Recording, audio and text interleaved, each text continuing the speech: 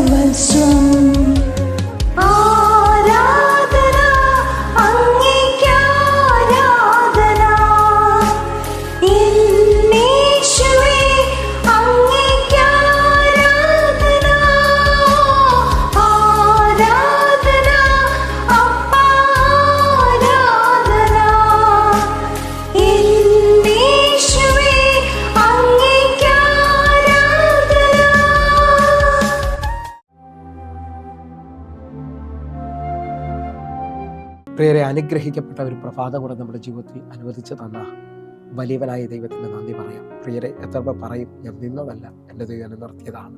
ഒന്നുകൂടെ പറഞ്ഞു കഴിഞ്ഞാൽ 2025 ജൂലൈ മാസം 23-ാം തീയതി വരെയും എന്നെയും എൻ്റെ കുടുംബത്തെയും കണ്ണിലെ കൃഷ്ണമണി പോലെ സൂക്ഷിക്കുകയും വിടുവിക്കുകയും ചെയ്ത വലിയവനായ ദൈവത്തിന് നന്ദി പറഞ്ഞുകൊണ്ട് ഈ പ്രഭാത ചിന്തയിലേക്ക് നമുക്ക് ഒരുമിച്ച് അടുത്തു വരാം.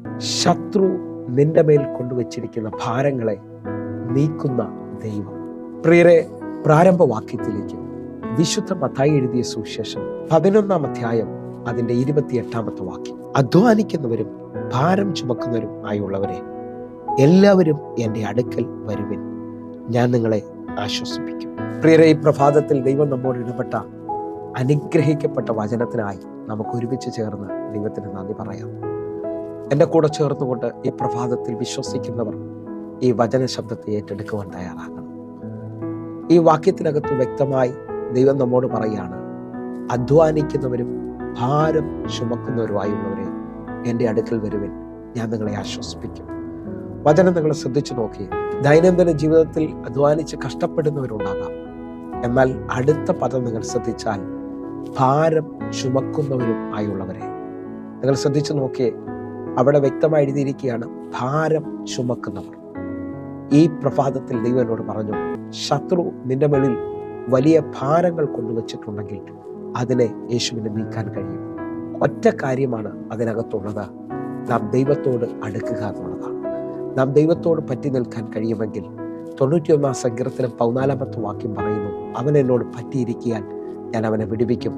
എന്നെ കേൾക്കുന്നവരെ, ദൈവത്തോട് അടുത്തു വരുന്ന, ദൈവത്തോട് ചേർന്ന് നിൽക്കുന്നവൻ വിടുതൽ കാണാൻ തുടങ്ങും. അവൻ്റെ ഭാരം ദൈവം എടുത്തു മാറ്റുന്നത് കാണാൻ കഴിയും. യായിറോസിന്റെ കൂടെ യേശു തൻ്റെ വിഷയത്തെ പരിഹരിക്കാൻ പോവുകയാണ്. പോകുന്ന വഴിയിൽ തൻ്റെ മുമ്പിൽ വലിയ ഭാരമാണ് വെളിപ്പെട്ടത്. എല്ലാം അവസാനിച്ചു എന്നു. എന്നാൽ യേശു യായിറോസിന്റെ പ്രതിസന്ധിയെ അത്ഭുതമാക്കുന്നത് കാണാൻ കഴിയും. എന്നെ കേൾക്കുന്നവരെ, ഈ പ്രഭാതത്തിൽ എൻ്റെ കൂടെ ചിന്തിക്കുന്ന ഓരോ ദൈവമക്കളും തീരുമാനമെടുക്കണം. നാം ചുമക്കുന്ന ഭാരത്തെ ദൈവത്തിന് തീർക്കുവാൻ കഴിയും. ഞാൻ ഒന്നുകൂടെ ഒരു ആഴം വിളിച്ചു പറയട്ടെ.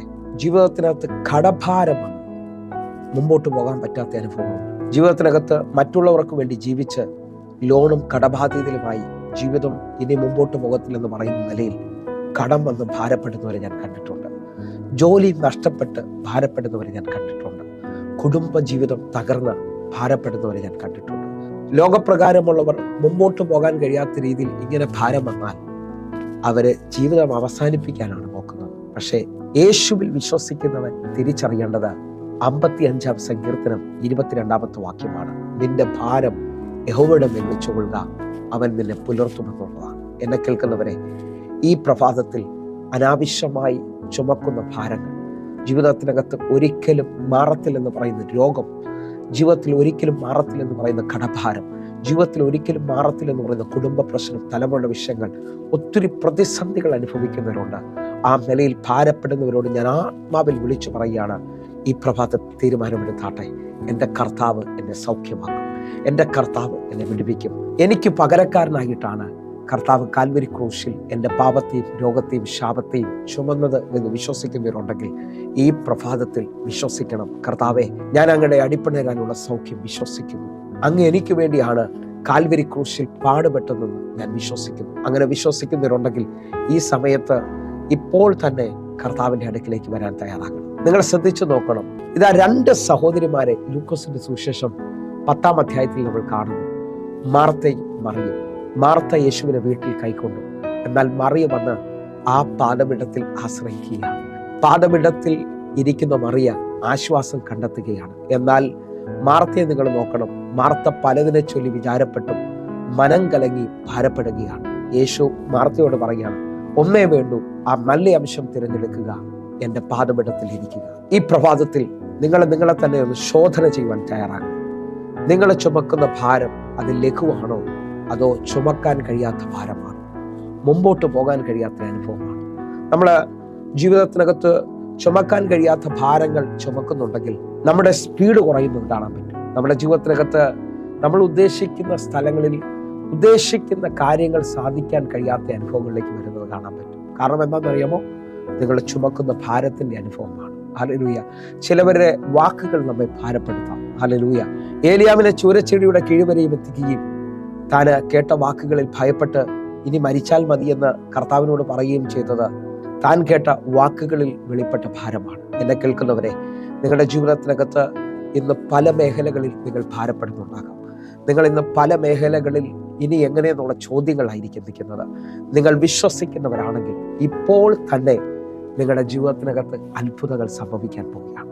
നിങ്ങളുടെ ജീവിതത്തിനകത്ത് ഹല്ലേലൂയ ആശ്വാസമില്ല എന്ന് പറയുന്നവരെന്നെ കേൾക്കുന്നുണ്ടോ?